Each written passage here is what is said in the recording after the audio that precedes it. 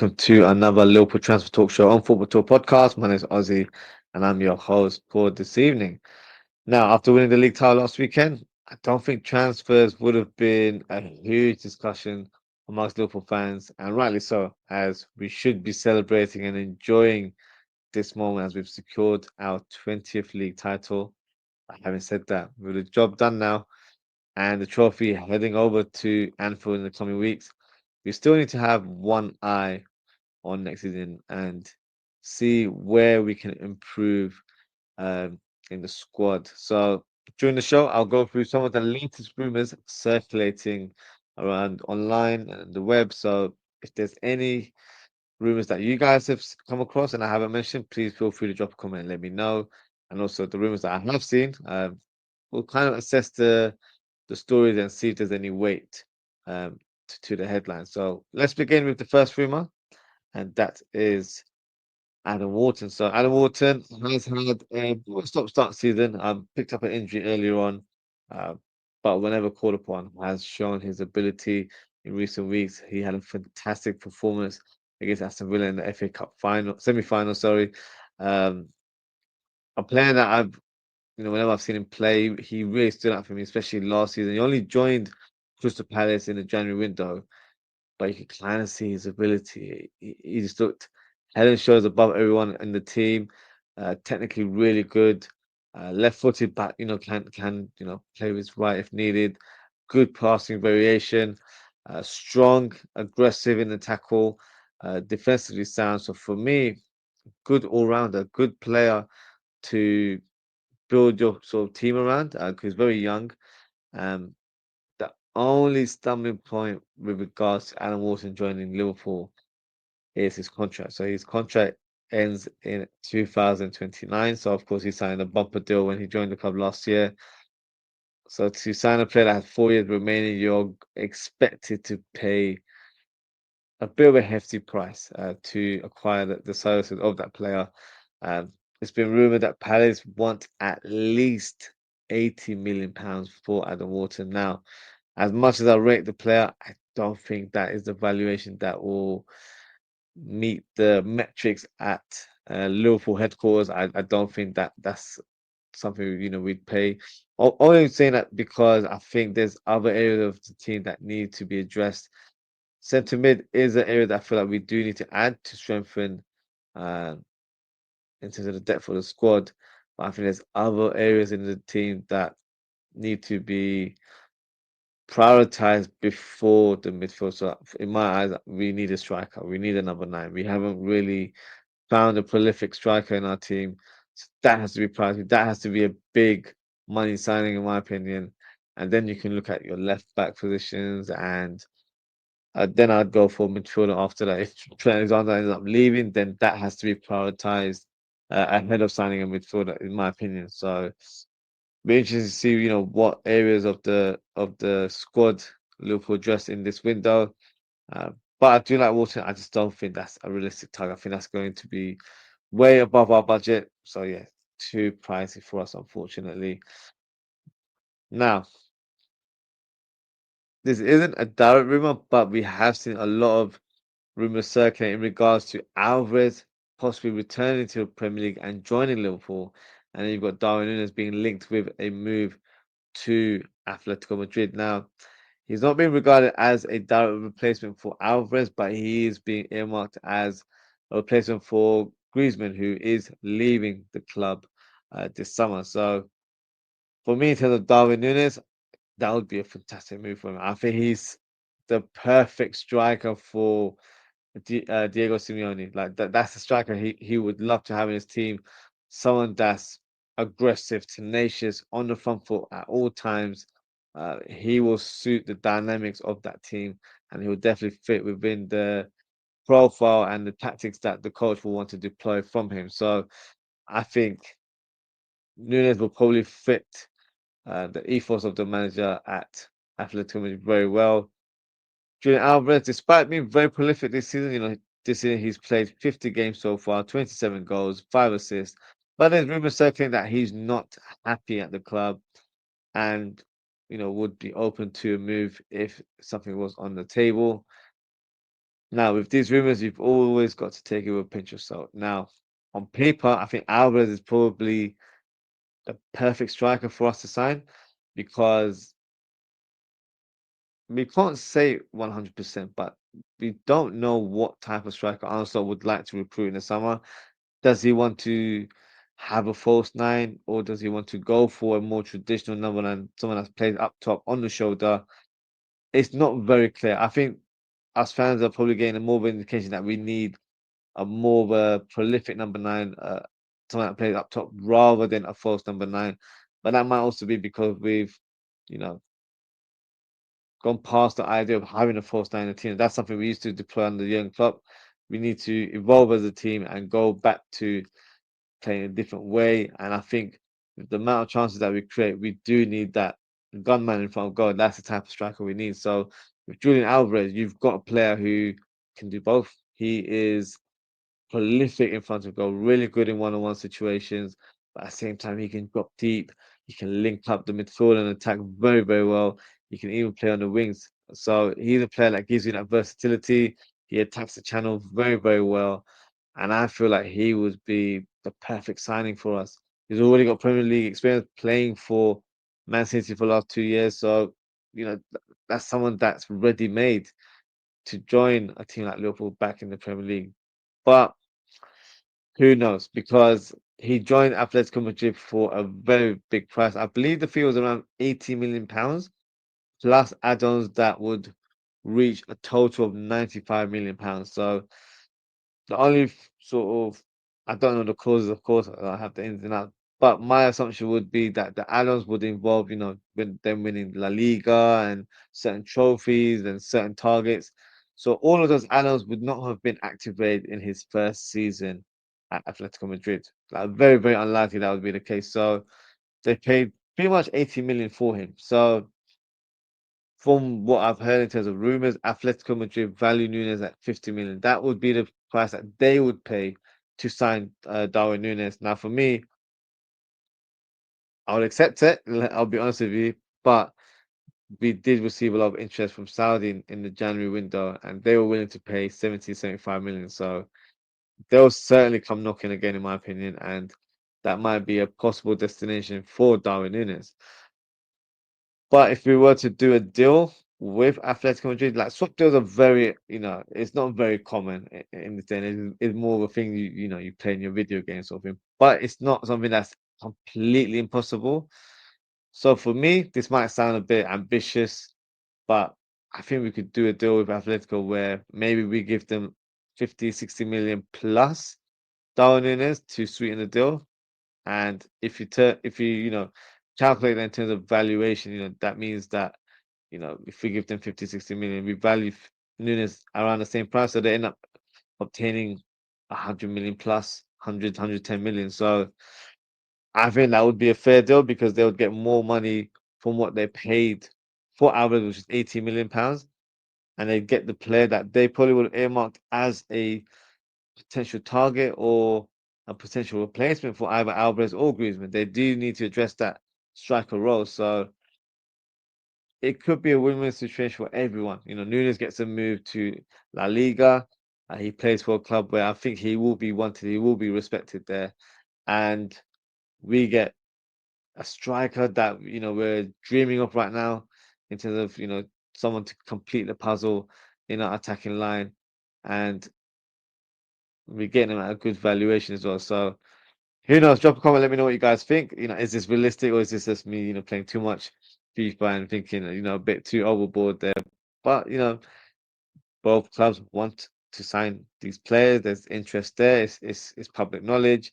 So you just never know. Now, in terms of Alvarez wanting to return to Premier League, I'm not quite so sure because I've heard rumors that his missus, didn't like living in England. That wasn't the lifestyle that she wanted. So that was one of the reasons why he wanted to leave Man City.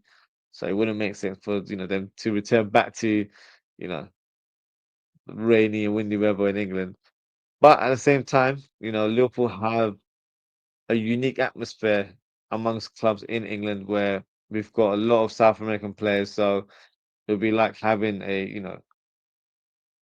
like a little South America within our squad because you've got players that's speaking Spanish, Portuguese, so it'll be a place where he can be you know integrate very quickly and very smoothly, and it could work well. And his best mate, ironically, is Alexis McAllister. That is public knowledge as well. So it seems to tick all the boxes.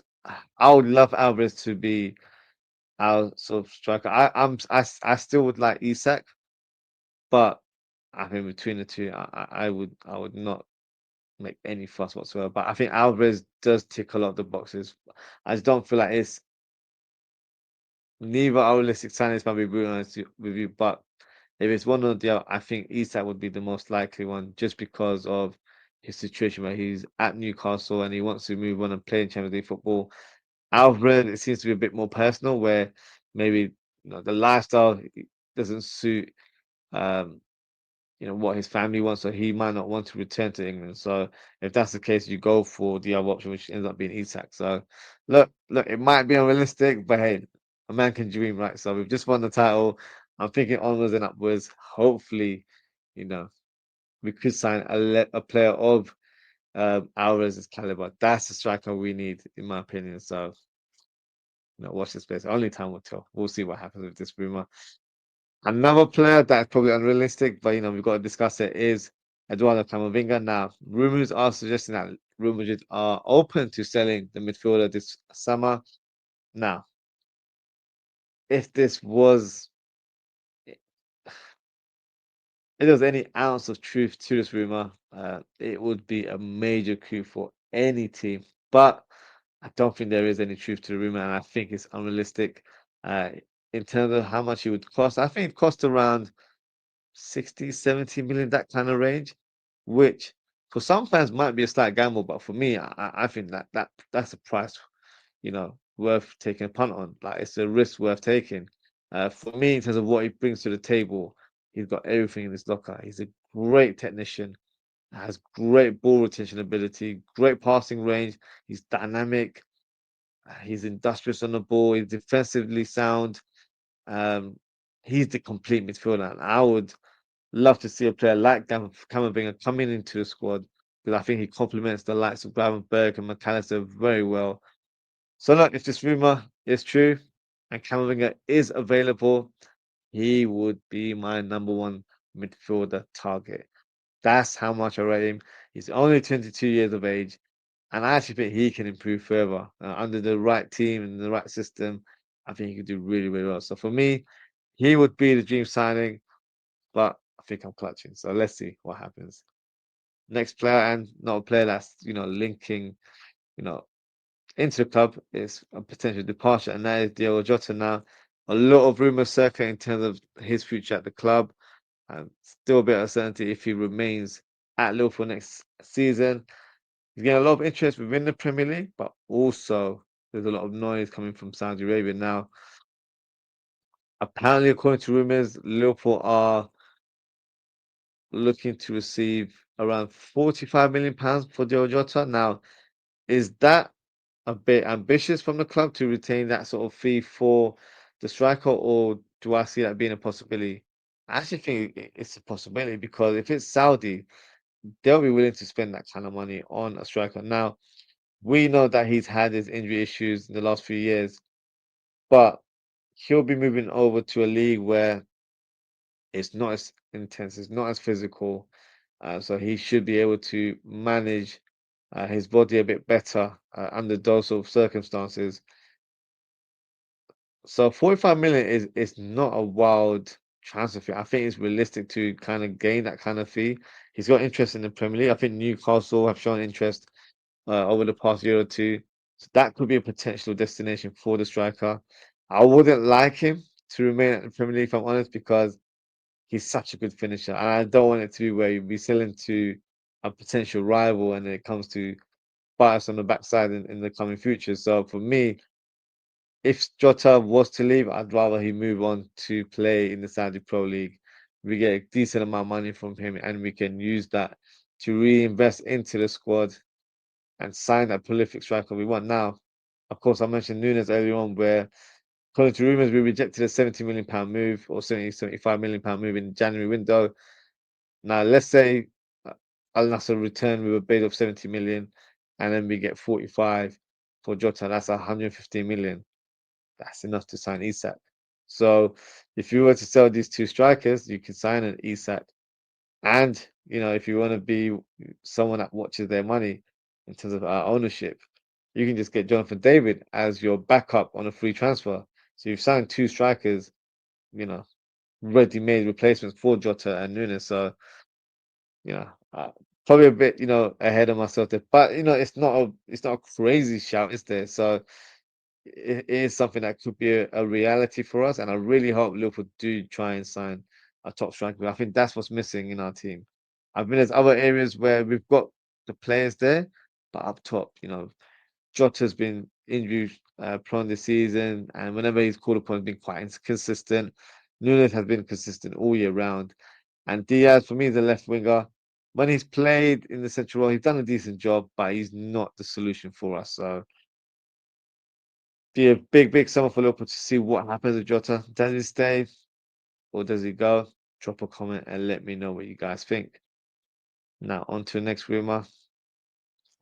Mark Guehi. Now, I feel like this player is always linked with us for the last couple of years. So, no surprise that he's linked with us once again. But the interesting details regarding this rumour now is that Guehi is in his last year of his contract now. If you might recall, last summer, Newcastle placed multiple bids. I think it was 4 in total, and the latest bid was around £70 million, which Crystal Palace rejected very promptly, which I was quite surprised. I thought 70 million is a big fee, but maybe it was due to the timing. I think it was around the last few days of the window, so maybe they couldn't find an adequate replacement. But this season, or this summer, I should say, because he's on his last year of his contract, he could be available, according to rumours, for a cut price of 40 to 50 million pounds. Now, the question is, should we target Mark Guehi as a player to add to the squad? It's very interesting. I think the first choice amongst us fans will probably be Hoyson to come in and be that centre back addition to the squad because he's 19 years old. His ceiling's really high. He's very good on the ball, and he looks like a special talent. But if Liverpool wanted to go for a more of a solid option, I think Guehi would be a good addition to the squad. I don't see him being a starter, but I do feel like he can complement Van Dijk and Konate very well. One good trait that he has, I used to think he was actually left footed. He's not left footed, he's a right footed defender. So that goes to show that he's, good on both feet, so he can play on either side in the centre back position. So for me, he'd be a good third choice centre back for us in the squad. Of course, if you're going to go off different sort of metrics and different sort of factors, he could, be a good option for us because he's homegrown. So, he fits that quota there. So for 40, 50 million pounds, it's actually a good deal. Now, if there is any truth to that rumor, I do think it's a deal that Liverpool should consider. But Hoyson is also available for that range, around that £50 million mark. So, big question: who would you go for? Would you go for a Guehi that's more experienced, or would you go for a player that has a very high ceiling in Hoyson? So, me personally, I'd go for Hoyson if I'm being honest with you. But he's got a lot of interest from a lot of clubs, particularly in the Premier League. He's got the likes of Chelsea, Arsenal. I think Manchester United have registered interest in as well, but he's also got interest from Real Madrid. So, when Real Madrid come knocking, they end up getting their man. So, if he goes to Real Madrid, it is what it is because I understand the lure for him to go there because he's just made his debut for the Spanish national team. So, if he was to be approached by Real Madrid, the biggest team in Spain, then it makes sense for him to make that move. So, if Hoyson wasn't available for whatever reason, I think Guehi would be a good alternative. I think that would be a solid option for us to have.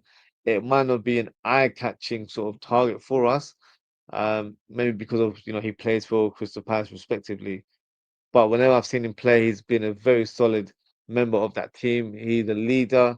He's their captain, and even when he's played for England, he probably had one of his best performances in the English shirt last summer when we were playing in the Euros. So I think he's one of our standout defenders, to be fair. So I think it's a good option, but you know, but around that 50, that 40, 50 million mark, I wouldn't go higher than I think that'd be too pricey for a player of Guehi's ability. But drop a comment, let me know what you guys think. Uh, is Guehi a good fit for us next summer? Now, another young player that's been getting a lot of rave reviews and generating a lot of interest across Europe, and that is Elise Ben Seghir. Now, he's a Moroccan international player who played predominantly on the left wing, but can play as a number 10 now in terms of what he brings to the table. Very skillful, uh, dribbles with a lot of flair. He's got good striking ability on him. He scores a lot of goals from outside the box. So he'd be a good left wing option. Now, in terms of his valuation, I don't know how much he'd cost. I'd probably say around 30, 40 million pounds. So, he's a player, 20 years of age. Definitely for one for the future, in my opinion. In terms of his ratio this year, 43 appearances, 9 goals, 4 assists. So not very high, but as a young player breaking into the team, I feel like he could be a good addition. Now, if we were to sell one of our attackers and we needed a replacement for that left hand side, he could be a good sort of understudy or a backup for Gakpo, for example. So definitely one to look out for. I think he's one that I'm going to keep an eye on in terms of, if I see any matches for Monaco, I might tune in just to see how he performs throughout the 90 minutes. But he's a very interesting player, very skillful. Um, I don't know if he's quite ready for the Premier League. I think the physicality would be my sort of question mark in terms of his adaptability if he was to join. Um, but there wouldn't be a huge pressure for him to have an impact right away. We've got the likes of Gakpo in the team who will be the starter in the team, but in due course he can definitely work his way around the team. Can also challenge for that number 10 role, force the Bosley. So he could be an interesting option. So definitely want to kind of watch and want to kind of remember because I think he is probably going to generate a lot of interest in the summer and he could be on the move. Maybe not at Liverpool, but he could be on the move elsewhere. So definitely want to look out for. Uh, Next player is Luis Diaz. So if Luis Diaz was to depart, maybe a player like Ben Seghir could be a good replacement. Now, Luis Diaz's future is still very much up in the air. No real sort of developments, but there has been strong suggestions that there are clubs in Saudi Arabia that would like to sign him and would be willing to pay around £65 million. Barcelona still showing interest as well in the winger, although they've got financial issues, so I don't know if they'll be willing to spend the money on Luis Diaz.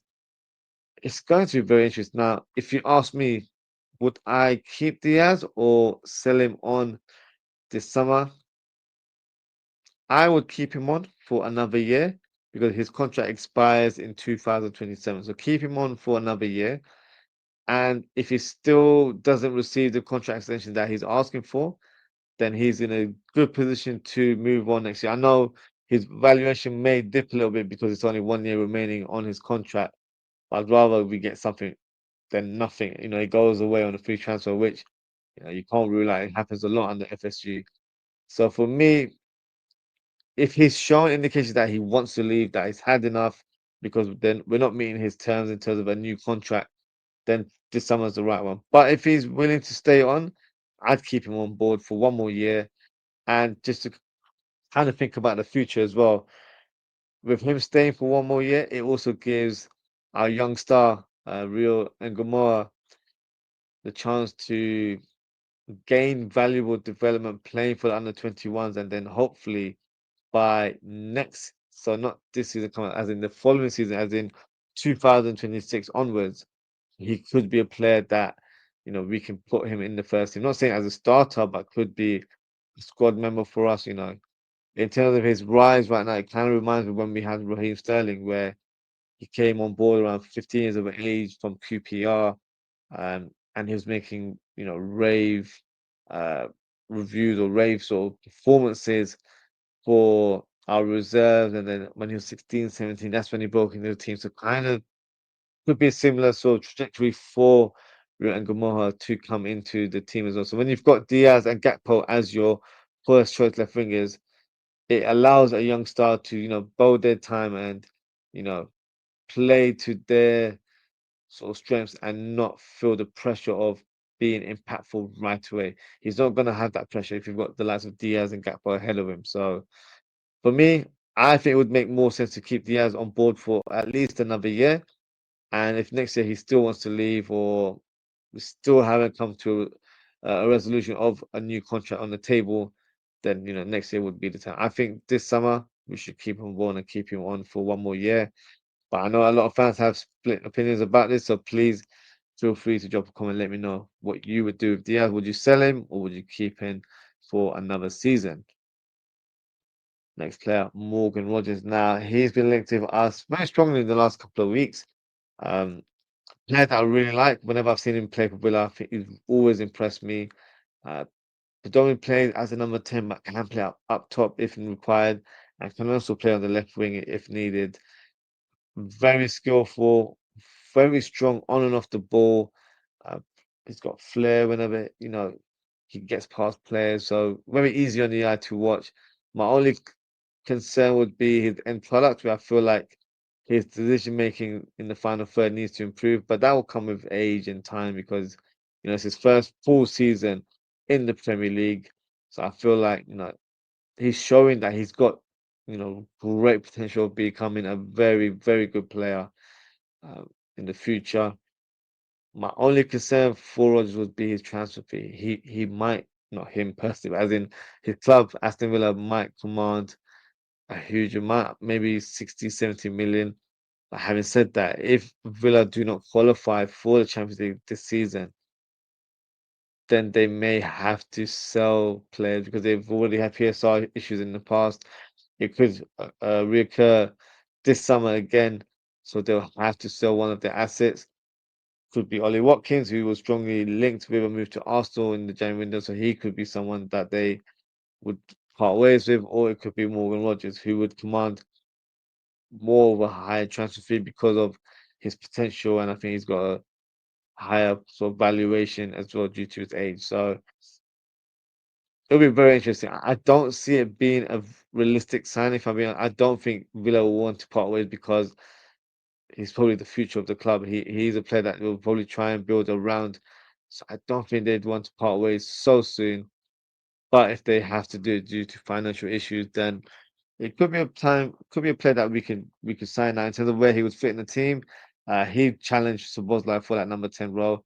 I think they would rotate quite well, and Rodgers can also play alongside Szoboszlai, playing on the left wing, or if we have an option where you know our strikers aren't scoring goals, he can be a player that could lead the line for us as well. So he would be a good addition to the squad. I just don't know if it's a realistic option, but we'll see what happens in the summer. There seems to be a lot of rumors circulating that I've labeled unrealistic, and I think he falls into this category, and that is Rodrygo. Now, the Real Madrid star has been linked with a move to Liverpool, but it's also been presented that we were close to signing him a few years ago, where a £3 million deal was agreed, but Rodrygo didn't want to move to Europe at the time and wanted to stay on and play for Santos. So I don't know, maybe because of that, they're trying to align it with current times and are suggesting that we might go in to sign the Brazilian winger again this summer. I'll be honest with you guys, I don't think this is a realistic option at all. Um, Real Madrid would ask for a crazy amount of money, um, and I don't think he'll be available for sale because there's already question marks with regards to Vinicius Junior's future. Now, if he was to leave, then Rodrigo would get to play in his favorite position, which is left wing. Now, for Real Madrid, he predominantly plays on the right. So, despite that, he does produce good games in both positions. Um, but yeah, for us to acquire a player of his service, Real Madrid would want about 100 million, if I'm being brutally honest. And I don't think it's an area that we need to invest so heavy into the squad. If we're spending that kind of money, it should be towards a striker, not a winger, in my opinion. And speaking of opinions, this might be a very unpopular opinion, but I don't regard Rodrigo as an elite attacker. I think he's a good player, but I don't see him as a needle mover. You know, if he was to come into a Liverpool team, I don't think he just transforms the team straight away, in my opinion. I might be completely wrong. Maybe I haven't seen enough of him. Of course, I've watched Real Madrid in the Champions League and occasionally in La Liga. But he doesn't move me in that way. So that's just my opinion. But in terms of this rumor, I don't see it being realistic at all. So we've probably got to put this one to bed. A player that has been linked to us previously is Ola Aina. Now, the current rumor surrounding his future is that he is on his last, I said last month or two actually. He's on his contract is on the verge of expiring, but he apparently he does have the option of extending a 1 year deal with the club. So they have the option to activate, and of course he has to say, you know, if he wants to stay on board or not.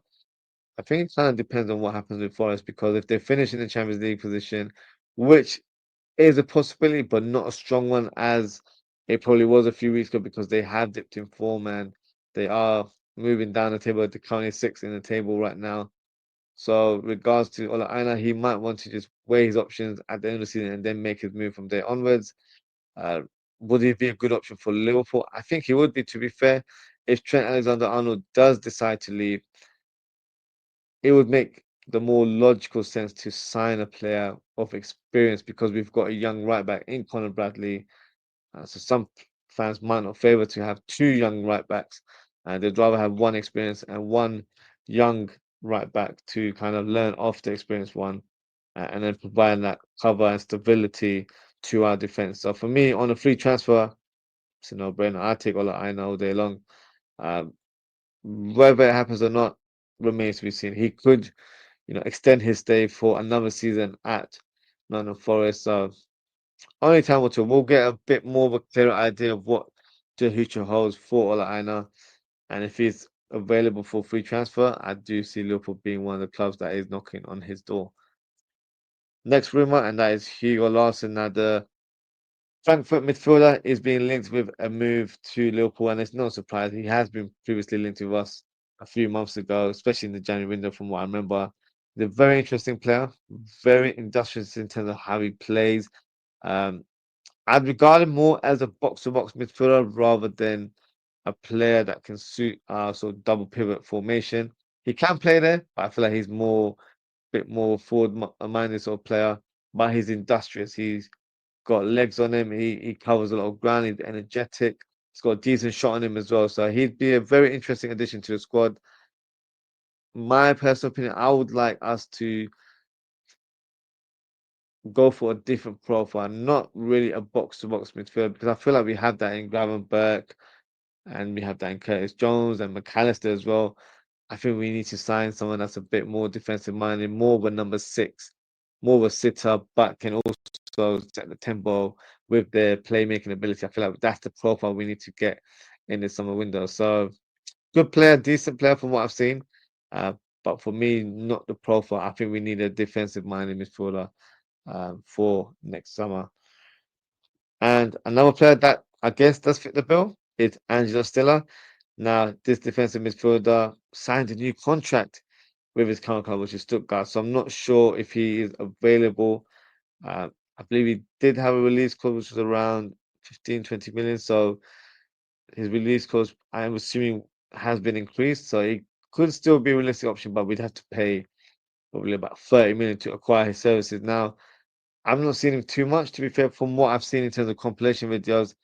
He looks good, but I don't know if he's a game changer for us. Like if he'd come in, I see him more of a squad player.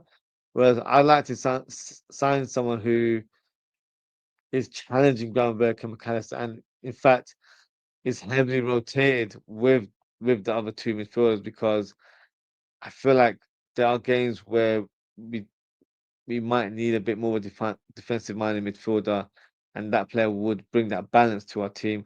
Or they it could be where we kind of, you know, we don't place the balls like, and we go for like a flat midfield three, and then you've got your new signing plus Gravenberch and McAllister to be industrious, but at the same time be a creative outlet. With McAllister showing that ability this season, and Groundbeck having box to box ability as well, and can also present that on the table as well. So for me, the next sort of profile would be an Angelo Stiller. I was about to call him Ben Stiller there. Angelo Stiller. Um, I don't know. I don't mean to be disrespectful. I feel like we could probably do a bit better, in my opinion. But maybe because I've not seen too much of him, I can't give you a strong opinion to say he's a great fit or if he's not the right fit for us. But I'll probably try and catch a Stuttgart game before the season concludes, just to see how he plays in the full 90 minutes, and I'll get a better indication there. But his name has been circulating quite a bit, has been doing the rounds this week, so looks like he's definitely a player on our shortlist. So remains to be seen what happens. Now, this is the rumor that was circling today. We're not signing both, but Ekitike and Benjamin Sesko have been identified as two of Liverpool's primary striking targets. Now, in terms of Ekitike, I do like him. I think he's a good player. I think he's got great potential. I think he's definitely one for the future. But call me selfish, but I want someone that's ready made to come in right now. And I feel like for Ekitike to join Liverpool, he's going to be signed as a project player. He's going to, take his time to get used to how we play, and he will have an impact. I think, in my opinion, but probably not in comparison to an Isak who's accustomed to the league already. But he does share similar traits to Isak, so I guess if you can't get Isak, probably get someone that shares the same kind of characteristics and could be the next Isak, I guess, on paper. And Ekitike would fit that bill. So if we weren't able to acquire a striker like Isak or Alvarez or Osimhen, then I guess Ekitike would be the one that you end up targeting. Someone that's not the big name now, but has the potential of being a top player in world football. The fella alongside him, Benjamin Sesko, I've never been impressed with him, and I don't mean to be rude when I say that out loud. Whenever I've seen him play, for his club. I've seen him play for his national team. He's never impressed me. Maybe I don't give him that good luck, but whenever I've seen him play, he's always looked below average, mediocre, and very raw in front of goal. And I don't want us to sign another Darwin Nunez. That's not the profile we need. I need someone that's accomplished, clean cut in front of goal. Not a working process. I don't want that type of play anymore. So if it was between the two, I'd go for Ekitike if we weren't able to acquire a player like Isak or an Alvarez. But Sesko for me, I'd be slightly disappointed if he ends up being the number 9 we signed this summer. But we'll see. We'll see what happens. But these two names have been circulating. They also, especially Sesko, his name has been linked with Arsenal. So I hope Arsenal do us a favor and actually sign him, because I do not rate the striker in that way. But yeah, only time will tell. So that is the end of my Liverpool transfer talk. Show here, we've got a couple of comments here. Junior 2010, be yourself, Junior. He said, W, be yourself for your comment there. He said, we need to sign Kirkers ASAP.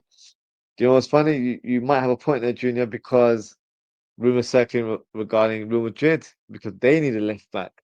So maybe they've earmarked Kirkers as a target. I think Kirkers to Liverpool, I'm not saying it's a done deal, but I think that is going to happen this summer. I believe they are acquiring another left back. I've forgotten his name now. His name completely gone from my mind. It's the Girona left back. Let's have a look. There is name Miguel Gutierrez. So they have a buyback clause of signing the player, and he's had a fantastic season for Girona. So I feel like the buyback clause, I believe, is around 5 million euros, which is peanuts. So, if they were to get him back, he'd actually fit in right away. So I think that would be the most likely signing for Real Madrid at left back position. But with Ancelotti not being there, maybe the rumored manager target is Xabi Alonso. So if Xabi Alonso was to go there, maybe he'd want to bring someone like Grimaldo from by Leverkusen because that's the player that would definitely fit that left back position to the team. So, you can't say for sure, but my feeling is that, Kerkez will be a Liverpool player this summer. So, only time will tell, and we have to wait and see, I guess. But that is it for today, guys. Thank you so much for tuning in. Thanks to Junior for your comments there. If you haven't already, please don't forget to like, comment, share, and subscribe to the channel. Now, in terms of upcoming shows, I will be doing a live watch along this Sunday of the Chelsea versus Liverpool game, plus a match reaction show later in that evening. So make sure you hit that notification bell so you know what time I'm going live. And if you'd like to come on and have your say, feel free to join the match reaction show. And of course, get involved in the live chat as well. So that is it for today, guys. Thank you so much for tuning in. Take care, stay safe, and I hope to speak with you all very, very soon. Goodbye.